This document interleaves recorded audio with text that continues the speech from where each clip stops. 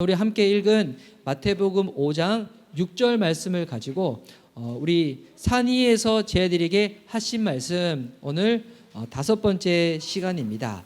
오늘 우리 읽었던 이 마태복음 5장 6절 말씀을 가지고 배고프고 목말라도 감사할 수 있는 복, 배고프고 목말라도 감사할 수 있는 복이라는 말씀의 제목으로 은혜를 누리고자 합니다. 우리가 계속적으로 이 산상수훈을 살펴볼 때마다 예수님께서 말씀하신 그 복의 내용이 참 이 모순적이죠.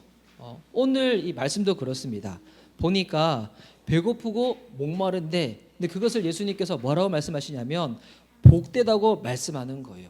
근데 이게 그냥 배고프고 목마른 것이 아니라 무엇에 대해서 배고프고 목마를 때 그런 것인가? 의에 대해서 배고프고 목마를 때 그것을 복되다고 말씀해 주십니다. 요즘은 워낙 먹방에 대한 이 콘텐츠가 많잖아요. 뭐 공중파, 케이블, 유튜버 따지지 않고 먹방에 대한 콘텐츠가 너무나 많이 있는데, 저는 처음에는 그 사람들이 먹방이라는 그 프로그램을 왜 보는지 저는 잘 이해가 되지 않았어요. 왜냐하면 제가 이렇게 뭐 먹는 것을 그렇게 탐심을 내는 편도 아니고, 저는 딱 식사를 하면 제 배만큼 딱 채워지면 그 다음부터 잘 안 먹는 사람이거든요. 제 식사할 때 보면 좀 그런 것 같잖아요. 그래서 제가 이렇게 날씬한지 잘 모르겠지만, 그래서 저는 처음에 사람들이 먹방 볼 때 이해가 안 됐거든요. 그 봐도 자기가 배부른 것도 아니고 자기가 먹는 것도 아닌데 그거 왜 보냐고.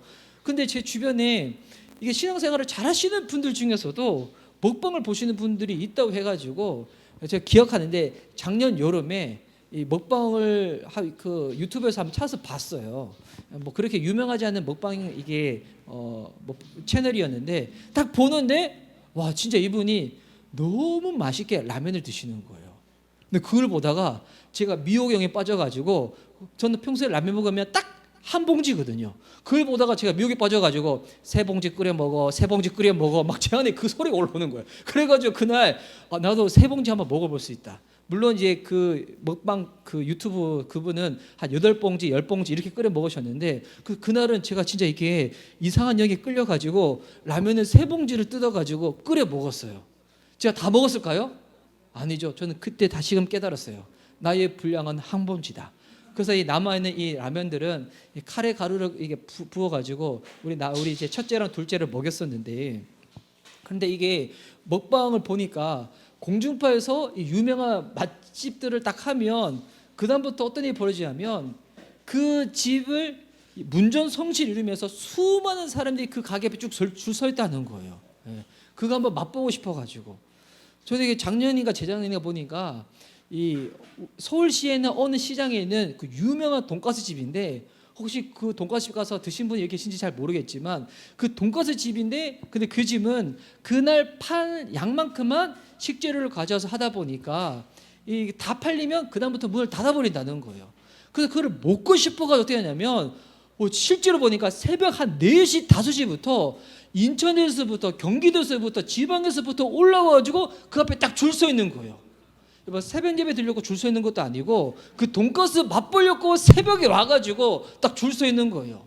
와, 그 딱 보면서 야, 이거 우리 한번 지체들한테 한번 나누고 싶다. 새벽 예배 안 드리는 사람들이 나누면 되게 마음 가운데 정죄감 들어오겠죠. 그래서 그 오픈하진 않았었는데, 보니까 진짜 그거 한번 맛보고 싶어가지고 새벽까지 와가지고 줄 서는 그 갈망, 그 열심.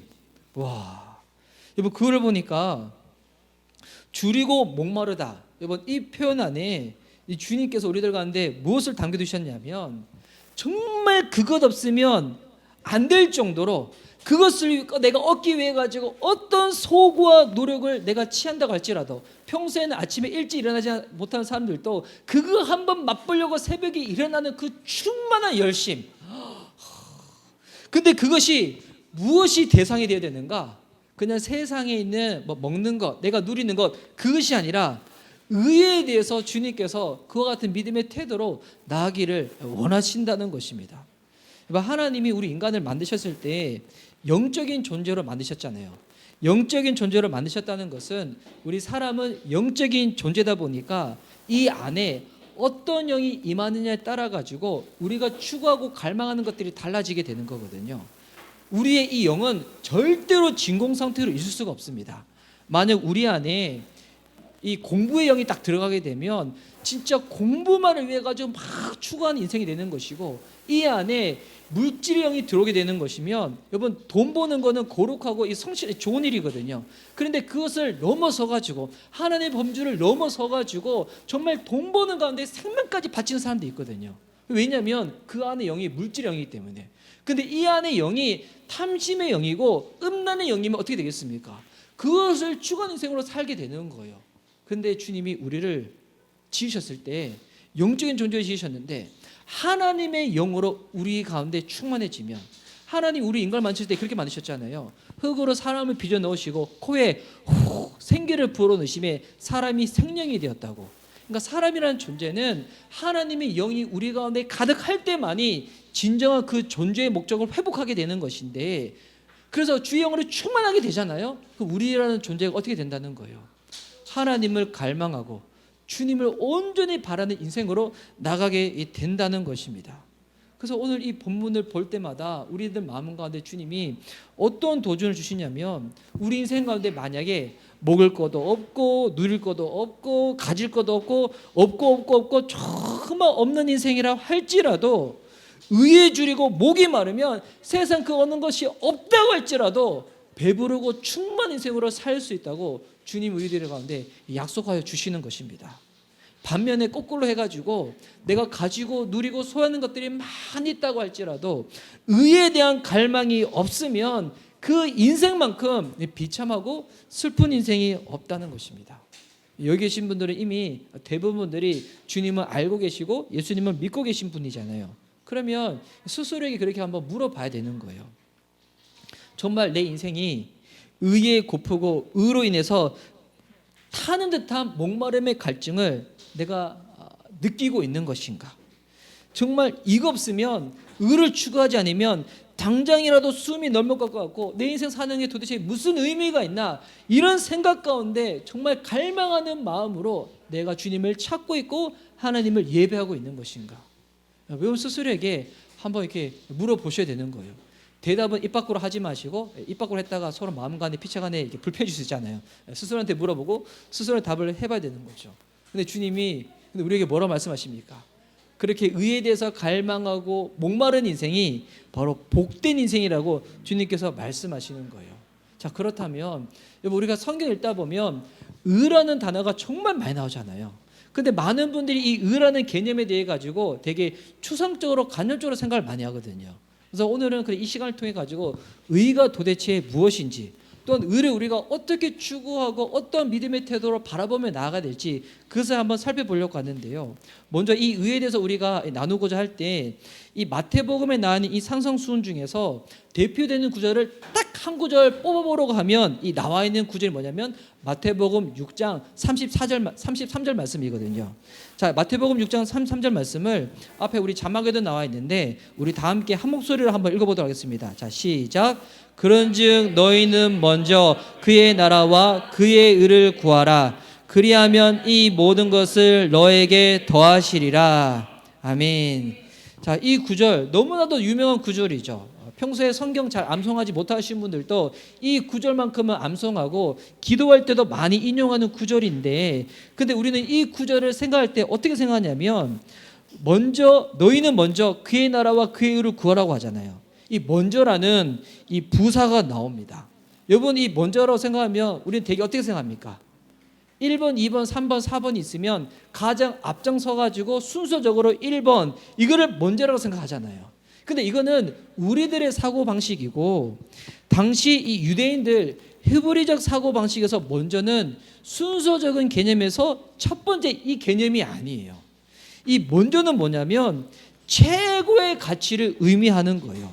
모든 것을 대표하는 그것이 뭐냐면 바로 먼저, 이 첫 번째라는 것입니다.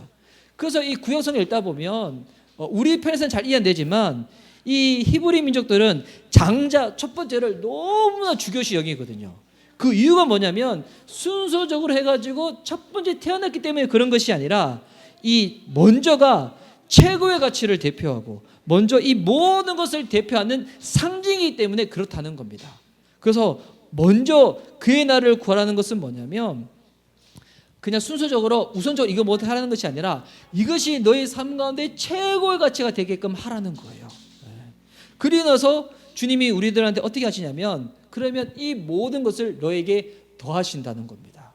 우리는 더하신다는 개념도 어떻게 생각하고 있습니까? 우리 이제 마트 가보면 특히 우리 온라인으로 뭐 주문하다 보면 요즘 1+1 많이 있잖아요. 아니면 뭐 2+1 이런 거 많이 있는데 우리는 되게 먼저 그의 나라와 그의 의를 구하면 우리 삶 가운데 필요한 것들을 주님께서 +1으로 1+1으로 이렇게 더해 주시는구나 이렇게 생각들을 많이 하잖아요.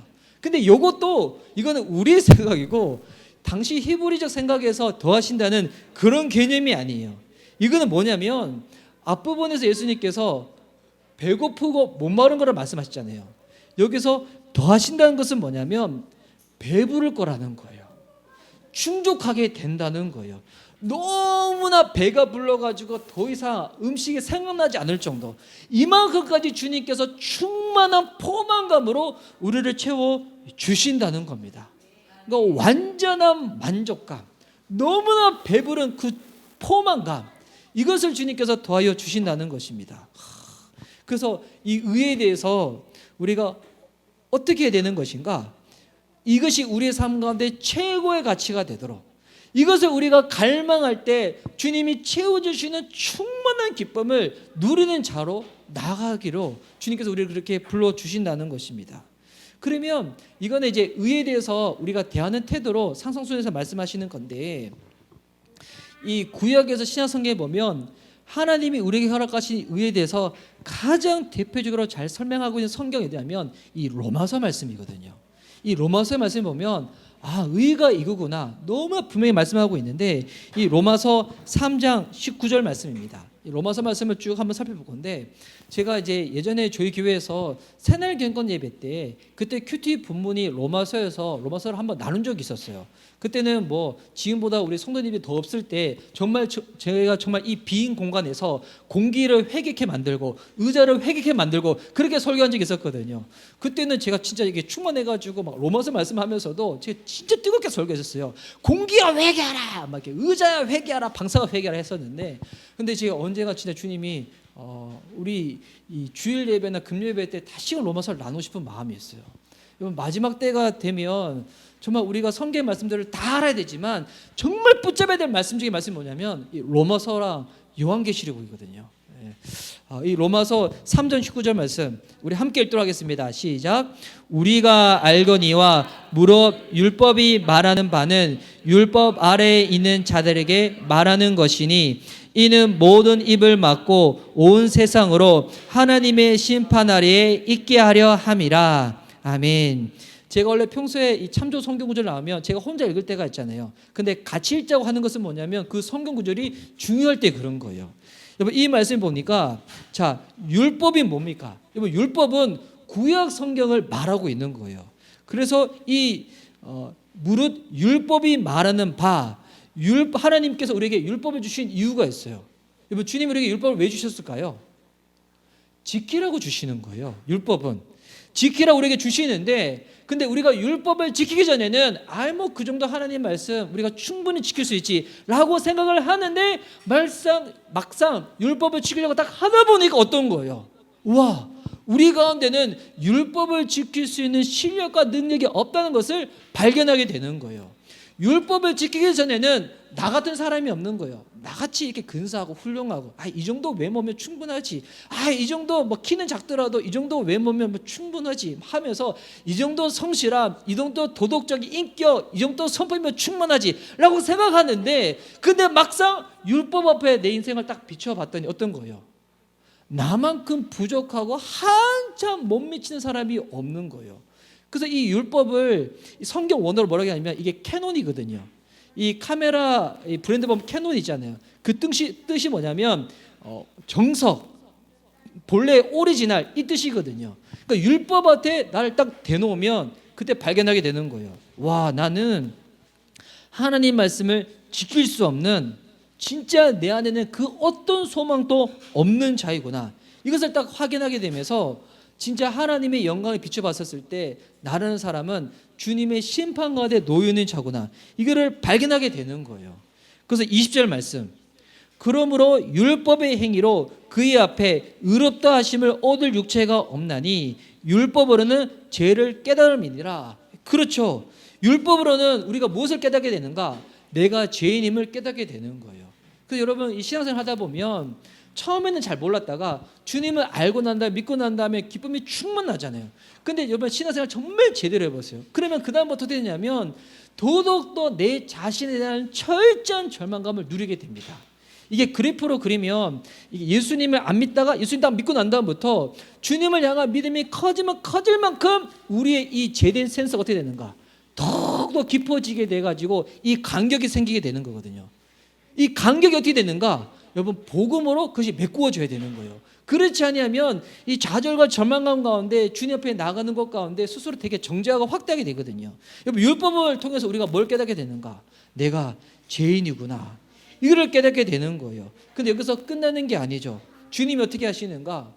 우리와 교제케 하시기 위해서 우리를 만드셨기 때문에 우리를 구원하시고자 하시는 그 계획을 마음먹으시고 행하시기 시작하는 거예요. 이게 사람이랑 다르죠. 사람은 마음 먹어도 안 하는 사람들이 얼마나 많이 있습니까? 내가 그것을 하려고 계획했는데도 불구하고 이게 원치 않는 상황 때문에 이루어지지 않는 부분이 얼마나 많이 있습니까? 근데 우리 주님은 그러지 않으세요. 주님은 마음 딱 먹었다. 그러면 어떤 방해가 있더라도 반드시 이루시는 분이 우리 주님이신 줄 믿습니다. 그래서 주님이 무엇을 이루어 가시는가? 우리를 향한 구원의 계획을 이루어 가시는데 21절 말씀입니다.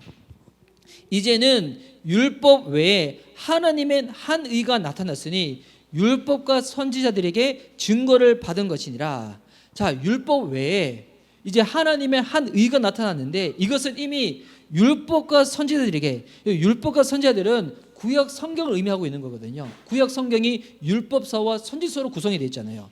구약 성경이 이미 우리에게 증거하고 있는 하나님이 예언하신 하나님의 의가 있다는 거예요. 여러분 이 의가 무엇일까요? 22절 말씀입니다. 저는 22절 말씀 너무 좋아하거든요. 제 로마서 이 3장 22절 보면 이게 막 진짜 이게 황칠이 되는데 이게 형광펜으로 확 끄져 있거든요. 여러분 영혼이 깨끗하신 분일수록 성경이 어떻다고요? 지저분해져요. 여러분 성경 보지 마시기 바랍니다. 지금 깜짝 놀라시겠죠. 자, 우리 22절 말씀 이 중요한 말씀인데 다 함께 읽도록 하겠습니다. 자, 시작. 곧 예수 그리스도를 믿음으로 말미암아 모든 믿는 자에게 미치는 하나님의 의니 차별이 없느니라. 아멘. 자, 하나님의 의가 나타난다고 말씀하셨는데 하나님의 의가 무엇인가? 바로 예수 그리스도라는 거예요. 예수 그리스도가 무엇이냐? 하나님의 의라는 거예요. 그래서 이 하나님의 의, 예수 그리스도를 믿게 될 때 믿는 자들 가운데 무엇이 임하게 된다는 겁니까? 하나님의 의가 임하게 된다는 거예요. 이것과는 여러분 차별이 없다는 겁니다. 모태신앙이든 안 모태신앙이든 어느 민족이든 어느 시대든 상관이 없습니다. 믿기만 믿으면 하나님의 의 예수 그리스도를 믿기만 믿으면 어떻게 된다는 거예요? 하나님의 의가 우리들 가운데 충족하게 된다는 것입니다. 그래서 주님이 이 의가 우리들 삶 가운데 얼마나 필요한지 믿는다는 게 추상적인 게 아니에요. 감정적인 게 아니에요. 우리가 예수님 믿고 나서 주일 예배도 드리고 헌금도 드리고 봉사도 하고 주님 위하여 살겠노라고 여러 가지 많은 것들을 하지만 어떨 때는 행위와 사역 가운데 예수님 믿는 것이 진짜 무엇인지 잊어버릴 때가 있거든요. 여러분 우리가 착각하지 말아야 될 것은 교회를 열심히 출석하는 게 예수님 믿는 건 아니에요. 근데 이거 머리 또 잘못 쓰셔가지고 그러면 나 다음 주부터 빠져도 되네 이렇게 쓰시는 게 아니에요. 머리는 그렇게 쓰라고 주신 게 아니에요. 탈모로 빠지라고 주신 게 아니라 머리는 제대로 쓰라고 주님 주신 건데 그러면 예수님에게 도대체 무엇인가? 주님이 이걸 실제적으로 알려주시기 위해서 어떻게 설명하시냐면 먹고 마시는 걸로 연관시켜서 설명을 하시는 거예요. 왜? 우리 인간이라는 존재는 먹지 않으면 살 수 없잖아요. 마시지 않으면 살 수가 없잖아요. 그래서 이 성경을 읽다 보면 먹고 마시는 것으로 인해 가지고 생기는 여러 가지 수많은 사건들과 이야기들이 많이 있습니다. 저는 이번 한 주간 지내면서 정말 먹고 마시는 것 때문에 힘든 시간을 보냈거든요. 너무 괴로웠어요. 저는 먹는 거 별로 욕심도 없는데 한날은 제 아내 때문에 이거 제 아내랑 제가 먹는 것도 아니야. 제가 아시는 이게 대학원의 동기 목사님이 개척을 하셨는데 저희 집에 한번 방문하셨거든요, 이번 주 중에. 그래서 저희 가족은 그래요. 평소에 먹고 싶은 거 우리들 가족들이 먹을 때는 돈이 아까워서 잘 안 먹다가 손님이 오시면 손님 오실 때 우리가 이게 섬겨야 되겠다라고 하면서 그때 우리 평소에 먹지 못하는 것을 탁 하거든요. 그래서 제 아내가 회를 너무 먹고 싶다는 거예요.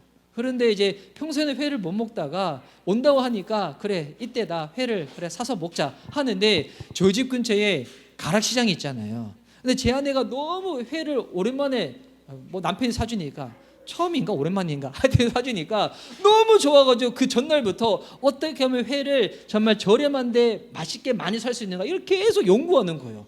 평소에 그런 분 아니거든요. 계속 그 전날부터 계속 연구하고 막 하다가 주일 아니라 주중 그 아침 딱 됐는데 이 새날 경건 예배 드리고 집에 딱 돌아와서 제가 몸이 살짝 피곤했거든요. 근데 아내는 직접 가서 사자는 거예요. 저는 직접 갈 필요 없다. 배달로 시키자. 이것 때문에 제가 하나님 나라 부흥을 위해 가지고 연구하고 눈물 흘리고 고민해야 되는데 이거 아니 그냥 먹는 것 때문에 아내랑 다투다가 제가 사랑하는 아내의 눈가에 눈물을 흘리게 하는 그 일을 보내면서 도대체 이게 무슨 일인가 감사주라 이게 무슨 일인가. 그런데 그것으로만 끝나지 않고 또 어떤 일이 생겼냐면 저희가 이제 주일날 예배 드릴 때 오늘 또 감사주일이잖아요. 그래서 오늘 오시는 분들 평소에는 우리가 이제 떡 같은 거 못 하는데 아내가 떡을 했으면 좋겠다는 거예요. 근데 제가 이제 떡 하는 건 너무 좋다. 그런데 어떤 사람은 떡은 그냥 이게 밥이 아니고 사이드이기 때문에 꼭 밥을 해야 된다. 근데 제 아내는 아니다. 떡만 해도 충분하다. 아니다. 나는 안다. 나는 찬이 형제가 밥 좋아하는 거 안다. 나는 태희 자매가 밥 좋아하는 거 안다. 그때 우리가 음식 시킬 때 면 안 시키더라. 다 밥 시키더라. 밥 시키는 사람들은 밥 좋아하는 인생들이다. 너 안다. 밥 시켜야 된다. 라고 했는데 제 아내가 아니다. 떡이면 충분하다. 하다가 돌아가는 그도 그러니까 새벽 예배 드리고 말씀 전하고 기도 막 충만하게 하고 막 돌아가는 길에 그것 때문에 차에서 시비가 붙어가지고 그로 싸우는데 얼마나 마음이 무너지는지 도대체 왜 이러는 것인가 우리가 먹는 것도 아니고 내가 먹는 것도 아니고 다른 사람들 먹이는 것 가지고 시비 붙고 싸우고 도대체 왜 그런 것인가. 제가 이 얘기하면서도 제가 진짜 마음이 졸은 것은 뭐냐면 저희 주일 예배를 저희 어머니와 장모님이 보세요. 그래서 제가 이제 몇 주 전에 제 설교를 할 때 제 아내가 눈물을 흘렸다고 했잖아요. 그거 보고 장모님 그다음부터 이 예배 때 말씀이 들어오질 않으셔가지고 근데 우리 이제 여보 아시죠? 우리 믿음의 식구들은 다 아실 거예요. 저희 가족은 늘 사랑이 충만하고요 행복합니다. 어제 잘 때도 제 아내랑 여러분 두 손 꼭 붙잡고 잤고요. 우리 너무 사랑하는 부부입니다. 여러분 오해하지 마시기 바랍니다. 하여튼 그걸 겪으면서 이게 도대체 무슨 일인가 싶었는데 보니 진짜 오늘 마시고 먹는 거 이거 주님이 제대로 알려주시고자 그렇게 하신 것 같아요. 그렇게 믿음으로 해석하고 싶네요. 그래서 여러분 성경에도 먹고 마시는 것 때문에 이거 사건들이 많이 있었거든요. 근데 그 사건들 다 나누면 오늘 예배 시간이 너무 길어지니까 근데 구약에서는 특별히 모세가 이스라엘 백성들이 광야에서 먹는 거 없다 마시는 거 없다 했을 때 주님이 만나 내려주시고 방석을 딱 쳤는데 모세의 반석의 지팡이를 통해 가지고 물을 확 나게 하시잖아요. 그런데 이 모든 것은 신약에 예수님을 다 예표하고 있는 사건이거든요. 그래서 복음서를 보면 예수님께서 마시는 것이랑 먹는 것이랑 관련된 두 가지 중요한 사건들이 나옵니다. 이 첫 번째 마시는 것과 관련된 사건은 뭐냐면 오늘 우리 다음 세대를 위한 예배 가운데도 나눴던 본문이었지만 이 요한복음 4장에 보면 사마리아 성에 있는 여인과 예수님이 대화를 나누시잖아요. 근데 이 장면이 본문이 되게 길어요. 근데 이 내용을 자세히 보면 사마리아 여인한테 예수님이 지금 시달리고 있는 거예요. 사마리아 여인이 되게 영적인 부분 가운데 갈급했었거든요. 그때 주님이 하나씩 답을 해주는데 그때 예수님이 우물물을 마시고 난 다음에 이 여인이 지금까지 어떻게 살아왔는지를 다 아셨잖아요. 그걸 나누시고 난 다음에 우리의 인생 세상에 이 남자 저 남자 요 남자 만나도 정말 다 어차피 다 남자 똑같지 않아요. 예. 살아보니까 그렇지 않으셨어요? 예. 이놈 만나면 내 인생 달라질 것 같았지만 이놈 만나봤자 어차피 똑같은 인생. 결국 내 인생의 궁극적인 소망은 주님밖에 없구나. 그래서 예수님의 인생의 신랑이시구나. 물론 그런 건 아니지만, 예. 근데 주님이 그때 알려주시는 거예요.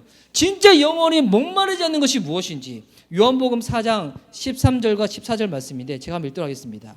예수께서 대답하여 이르시되 이 물을 마시는 자마다 다시 목마르니와 내가 주는 물을 마시는 자는 영원히 목마르지 아니하리니 내가 주는 물을 그 속에서 영생하도록 솟아나는 샘물이 되리라. 여기서 말하는 물은 단순히 우물가에 있는 물만 말하는 게 아니에요. 세상에서 우리가 가지고 싶은 것도 있잖아요. 누리고 싶은 것들이 있잖아요. 그거 있으면 정말 괜찮을 것 같고 그거 있으면 이제 더 이상 내가 이제는 갈망이 사라질 것 같고 근데 막상 그것을 가지고 누렸더니 어떻게 됐습니까? 그 오래 가지 않았죠. 제가 이번 주 중에 어느 탈북하신 목사님의 간증을 들었는데 그분이 9살 때 부모님을 다 여의고 6살인가 7살인가 어린 그 동생과 두만강을 건너다가 진짜 이러다가 동생도 죽고 나도 죽겠다 싶어가지고 동생을 북한 땅에 내놓고 혼자 두만강을 건너가지고 탈북을 하신 목사님이 있을 때요. 그분이 계속 배가 고프니까 진짜 근데 꽃제비들 있잖아요. 정말 길가에서 자기랑 비슷한 또래가 빵 붙잡고 죽어가는 모습도 본 거예요. 그러다가 이 중국 땅에서 꽃제비들을 데리고 선교하시고 그들을 말씀 가운데 키우시는 그런 선교사님들이 계시거든요. 근데 그 집에 누가 알려줘가지고 너 살고 싶으면 십자가 있는 데 찾아가라고 해가지고 찾아갔다가 거기서 먹었대요. 먹었는데 너무 배가 부르니까 감사했다는 거예요. 근데 먹으면서 동생 생각나면서 울기도 울고. 근데 그 목사님 무슨 얘기냐면 근데 그게 영원토록 갈 줄 알았는데 딱 3일 그렇게 밥을 먹으니까 그 다음부터 이에 대한 것들이 전혀 감사하지 않더라. 그래 나중에 깨달았다는 거예요. 그 어린 나이에 인간이라는 존재는 먹고 마시면 그냥 그 다음부터는 문제가 다 사라질 줄 알았는데 막상 음식이 채워지다 보니 이것으로 채워지지 않는 것이 우리라는 존재구나, 인간이라는 존재구나. 그 어린 나이에 그것을 다 깨달으신 거예요. 예수님 지금 그 말씀하시는 거거든요. 이 여인한테 우상은 남자였거든요. 남자 만나면 괜찮을 줄 알았어. 그래서 5명이나 남편을 다 갈아치웠지만 이거 채워지지 않았거든요. 그런데도 이 여자는 또 남자를 찾아가요. 왜냐하면 이 여자한테 있는 영이 이성의 영이었거든요. 관계의 영이었거든요. 관계를 통해서만 이 모든 것이 충족될 거라 생각을 했던 것이었죠. 근데 그때 예수님이 알려주는 거예요. 내가 주는 물을 마시는 자만이 영원히 목마르지 않는 그 영생하는 생물이 그 안에서 흘러차고 넘치게 된다고. 여기서 말하는 여러분 샘물이 누구겠습니까? 예수님인 거죠. 근데 예수님은 어떻게 하라고 주님이 설명하고 있습니까? 믿는 것을 마시는 거라고 설명하고 있는 거예요. 실제적인 것이죠. 여러분 예수님 어떻게 됐는가? 마시는 겁니다. 마실 때 우리 인생에 있는 갈증을 주님께서만 해소할 수가 있다는 겁니다. 또한 먹는 것으로 또 유명한 사건이 오병이어 사건이잖아요. 이 요한복음 5장에 보면 예수님께서 오병이어 사건을 기적을 일으키시고 난 다음에 성인 남자 5,000명, 뭐 여자와 아이들까지 포함하면 2만 명이 넘을 수도 있는데 수많은 사람들이 배부를 만큼 음식을 취하고 난 다음에 예수님을 왕으로 삼으려고 많은 사람이 예수님을 추종하며 따라가거든요. 그때 예수님이 먹는 거 가지고 나쁘다고 얘기 안 하세요. 주님은 진짜 배고픈 자들을 먹이시는 분이거든요. 근데 그것으로만이 우리 인생이 만족할 수 없다고 주님이 알려주시는 거예요. 그때 주님이 요한복음 6장에서 정말 새로운 음식을 알려주시는데요. 요한복음 6장 31절부터 제가 한번 쭉 읽을게요. 기록된 바 하늘에서 그들에게 떡을 주어 먹게 하였다 함과 같이 우리 조상들은 광야에서 만나를 먹었나이다. 예수께서 이르시되 내가 진실로 진실로 너에게 이르노니 모세가 너에게 하늘로부터 떡을 준 것이니라. 떡을 준 것이 아니라 내 아버지께서 너희에게 하늘로부터 참 떡을 주시나니. 그러니까 모세의 그 만나의 기적은 예수님이 일으키실 그 사건을 이미 예표하고 있는 사건이라고 얘기하고 있는 거죠. 33절 하나님의 떡은 하늘에서 내려 세상에 생명을 주는 것이니라. 그들이 이르되 주여 이 떡을 항상 우리에게 주셔서. 주님 지금 새로운 떡을 알려주시는 거예요. 모세 때는 만나를 내셨듯이 하나님이 지금 하늘에서부터 새떡을 주실 거라고. 그러니까 사람들은 이것이 무엇인지 이해를 못하니까 그러면 그 떡이 있으면 그 떡을 우리한테 달라고. 그 떡 먹고 우리가 다시금 배고프지 않기를 원한다고. 그때 주님이 말씀하십니다. 35절.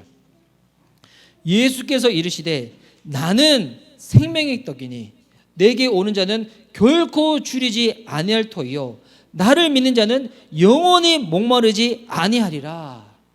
주님이 알려주시는 하늘로부터 내려오는 그 새로운 떡이 무엇인가? 바로 예수님이라는 거예요. 예수님이 생명의 떡이라는 것입니다. 그래서 예수님을 먹고 마실 때 우리가 어떻게 되는 거예요? 영원히 목마르지 아니하고 줄이지 않는 인생이 된다는 것입니다. 여러분, 예수님 믿는 것이 무엇인가? 여러분, 이건 되게 실질적인 거예요. 사람이 하루 동안 물 안 마셔보세요. 하루만 금식해 보세요. 여러분, 금식할 때 그러지 않아요? 저는 평소에는 그냥 저희 예배 드리는 주변 다닐 때는 별로 주변에 그냥 이런 곳이 있구나 다니는데, 그런데 금식하고 다닐 때 보면 진짜 식당들이 평소보다 더 크게 보이는 거예요. 평소에는 생각지도 않는 음식들이 막 떠오르게 생각하면서 막 기도하는데 주님 얼굴이 떠올라야 되는데 주님 얼굴 안 떠오르고 갑자기 막 음식들이 막 떠오르기 시작하고 막 그러잖아요. 사람이 저만 그런가요? 반응들이 별로 없으신 것 같아요. 그런데 사람이 물 안 마시고 음식 안 먹으면 그렇게 되는 것처럼 예수님이 우리 삶 가운데 그 같은 분이시라는 거예요. 주님을 마시지 않으면, 주님을 먹지 아니하면 우리 인생이 그렇게 된다는 거예요. 그리스도인으로서 이 세상을 살아갈 수 있는 힘과 그 믿음의 원천은 예수님을 먹고 마실 때만이 우리가 힘을 내어서 이겨낼 수가 있다는 것입니다. 그래서 예수님이 제자들한테 복음서에 보면 유일하게 정하신 의식이 있었잖아요. 그게 뭐냐면 바로 주의 만찬, 성만찬이었죠. 예수님께서 떡을 나눠주시면서 포도주를 나눠주시면서 이것은 내 살이라고, 이것은 내 피라고, 이것을 먹고 마실 때마다 나를 기억하라고 말씀하시잖아요. 이게 무슨 말일까요? 앞으로 주일 예배 드릴 때마다, 특별한 절기했을 때마다 성만찬 잘 드리라, 이 의미가 아니에요. 먹고 마실 때마다 주님은 날마다 먹지 아니하면, 마시지 아니하면, 그 주님을 믿지 아니하면 주님과 관계가 멀어지고 너는 나와 상관없는 존재가 된다고. 날마다 음식을 먹는 것처럼 주님을 믿고 의지하는 자만이 주님을 기억하고 주의 말씀을 생각나서 주의 뜻대로 살아낼 수 있도록, 하나님의 영원한 보호하심과 동행 가운데 나아갈 수 있도록 주님 우리에게 알려주시는 거예요. 그래서 어떤 교회들은 이 성만찬을 매주 하는 교회들이 있거든요. 왜냐하면 이 부분들을 날마다 잊지 말라고. 근데 여러분, 매주 하는 것도 중요하지만 그보다 더 중요한 것은 뭐냐면 날마다 주님을 기억하는 겁니다. 식사를 할 때마다, 물을 마실 때마다, 이 세상을 살아갈 때마다 이 의에 대해서 목마르고 굶주림으로 나아갈 때 주님께서 우리들 삶 가운데 그 인생이 복되다고 말씀해 주시는 것이고 그 인생이 배부를 것이라고 주님께서 그렇게 약속하여 주시는 것입니다. 여러분, 그래서 주님을 먹고 마시는 것, 주님을 믿는 것은 처음에 구원받을 때 한 번으로 끝나는 게 아니에요. 지금 이 산상수훈은 예수님이 누구에게 하시는 말씀입니까? 예수님 안 믿는 사람이 아니라 이미 예수님의 제자가 되어서 산 위에 올라가서 앞으로 하나님이 이루시고자 하시는 그 믿음의 공동체가 어떤 모양이 되어야 될지 그 제자들에게 하시는 말씀이잖아요. 여러분, 주님을 믿는 것은, 주님 먹고 마시는 것은 예수님 믿고 난 다음에도 우리들 삶 가운데 더더욱더 필요한 믿음의 삶의 태도라는 거예요. 그래서 이거를 제가 한번 정리해 봤거든요. 의에 줄이고 목마른 인생이 어떤 인생이 되어야 될지 세 가지 줄여봤는데, 우리 첫 번째입니다. 자, 이것을 다 함께 한번 읽도록 하겠습니다. 자, 시작. 예수님의 구원이 날마다 이루어지기를 간구하는 것. 간구하는 자. 여러분, 의에 줄이고 목마른 것은 예수님의 구원이 날마다 우리의 삶 가운데 이루어져야 한다는 거예요. 여러분, 이게 나는 이미 구원받은 하나님의 자녀인데, 나는 죽어도 천국 갔는데, 나는 구원의 확신이 있는데, 이것으로 끝나는 것이 아니라, 여러분, 이 구원이라는 것은 법적으로는 공포가 된 거예요. 근데 중요한 것은 우리의 삶은 가만히 내버려 두었을 때 말씀 가운데, 주의 뜻 가운데 가까워지는 것이 아니라 우리 안에 있는 이 죄된 관성은 주님부터 자꾸 멀어지게끔 만드는 거거든요. 그래서 구원은 어떻게 됐는가? 날마다 이루어야 된다는 거예요. 이 이룬다는 것이 우리의 행위로 이루는 것이 아니라 주님을 찾고자 하는 믿음의 갈망으로, 주님을 더욱더 믿고자 하는 믿음의 태도로 날마다 구원을 이루는 것입니다. 그럼 그렇게 될 때 주께서 우리를 어떻게 하시는가? 두 번째입니다. 자, 두 번째 이 믿음의 태도 함께 읽도록하겠습니다. 시작. 날마다 시작. 날마다 예수님으로 배부르기를 위해서 간구하는 자. 여러분, 의에 줄이고 목마를 때 주님께서 배부를 거라고 약속하셨잖아요. 이것이 여러분 날마다 우리 삶 가운데 이루어지는 겁니다. 우리가 식사할 때 대충 음식 먹으면 배고파지잖아요. 제가 어제 제 아내한테 저녁에 그랬거든요. 저는 이제 가끔씩 밤에 제 아내한테 그럴 때가 있어요. 미안하다고. 왜 미안하다고 얘기하냐면 그 배고프다는 신호예요. 미안하다고. 그때 얘기하는데 제가 어제 보니까 딱 한 끼밖에 안 먹은 거예요. 그때 제 아내가 무슨 한 끼를 먹었냐고. 아침에 시를 먹었고, 점심 때는 제 아내가 김치볶음밥 해줬는데 그거 먹었고, 그 저녁에는 주아가 떡볶이 먹고 싶다 해가지고 떡볶이 시켜서 먹지 않았냐고. 근데 제 편에서는 아침에 시리얼은 그냥 몇 숟가락 떠먹었던 거였고, 점심 때 그 밥 양 소량 그 쪼고 먹었던 거였고, 떡볶이는 딸이 남겨가지고 매운 거 몇 점 먹다가 안 먹었고 그랬거든요. 제 편에서는 한 끼 먹은 거. 그래서 제가 그 시는 뭐냐면 배고프다는 신호를 제한테 한 거였거든요. 그래서 제 아내한테 밥을 차려달라는 게 아니라 내가 알아서 먹겠다라는 그 얘기를 한 거였는데, 그 여러분 식사를 할 때 저만 그런가요? 근데 대충 먹으면 또 배고파지잖아요. 제대로 한 끼 딱 먹어야지 배고픔이 싹 가시는 것처럼 여러분 이게 주님 만날 때도 마찬가지라는 겁니다. 주님을 여러분 마실 때, 여러분 주님을 먹을 때 여러분 대충 먹어보세요. 또 갈급해집니다. 또 목마릅니다.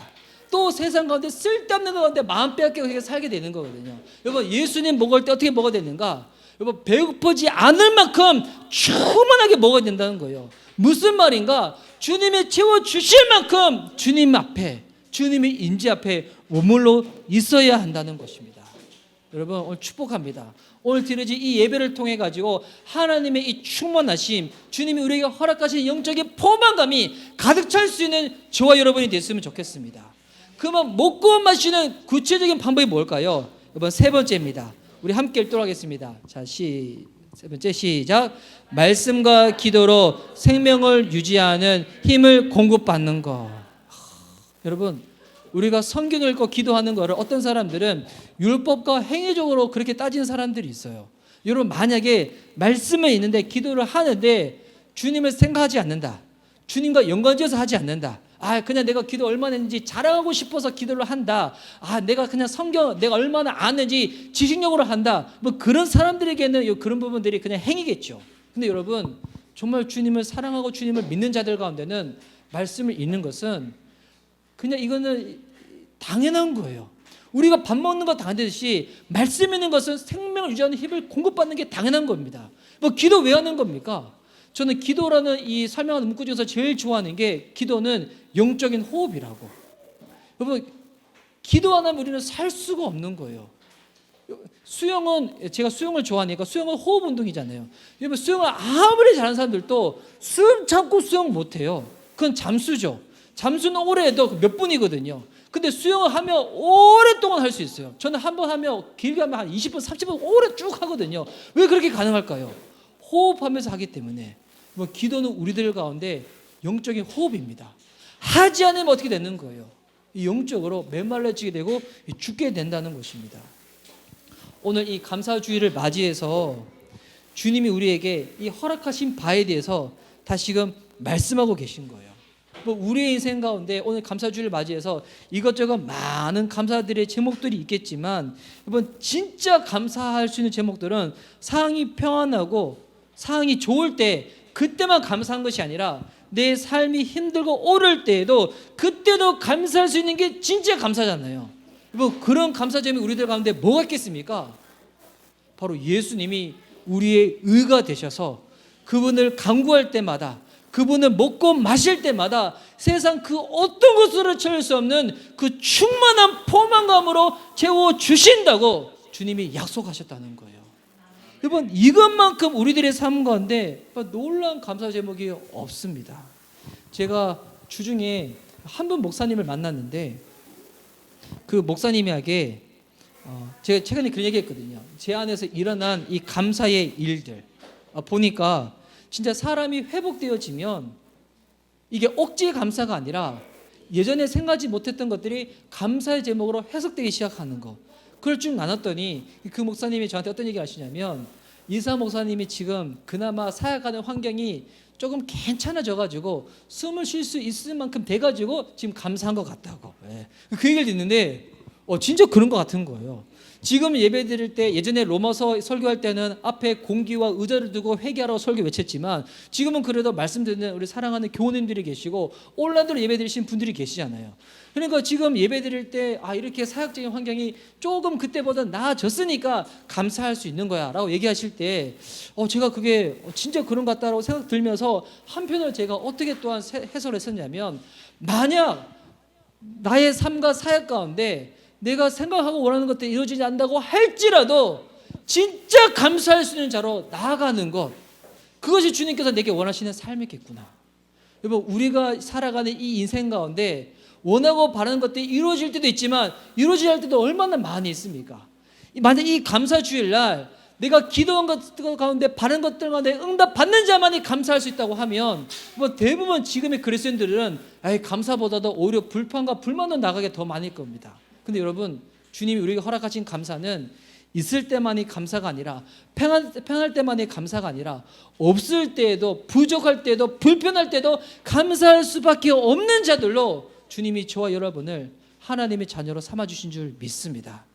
주님이 우리들 가운데 의에 주리고 목마를 때 그리고 그때 채워주시는 이것으로 인해 가지고 감사할 수 있고 충만할 수 있는 것을 누릴 수 있는 주님의 자녀들로 저와 여러분을 불러주시고 삼아주신 줄 믿습니다. 예수 믿어 구원받았고 거듭났는데 혹여나 내가 지금 하고 있는 이 감사의 이유와 조건들이 예수님 믿기 전이랑 똑같은 것들로 인해 가지고 감사하고 있다면 이거 다시 한번 생각해 봐야 되지 않겠습니까? 내가 정말 거듭난 크리스찬이 맞는가? 내가 정말 주님을 인해 가지고 제산 받은 자가 맞는가? 죄로 인해 가지고 상속고 받아서 죽을 수밖에 없는 자를 주님이 건져내셔서 나를 살리셨는데 이 은혜를 받았음에도 불구하고 내가 여전히 감사하는 제목들이 세상적인 것이고 세속적인 것이라면 도대체 내 신앙 어디서부터 망가졌고 무너졌는가? 이거 한번 따져봐야 되지 않겠습니까? 오늘 주님이 우리들 가운데 다시금 이것을 회복하기 원하십니다. 예수님 한 분만으로도 감사할 수 있는 자, 그분 한 분이면 충만한 포만 가운데 기뻐할 수 있는 자, 여러분 이와 같은 삶을 누리는, 그래서 날마다 주님을 먹고 마실 수 있는 저와 여러분, 우리 미션 리바이벌 교회 될 수 있기를 예수님의 이름으로 축복하는 바입니다. 아멘.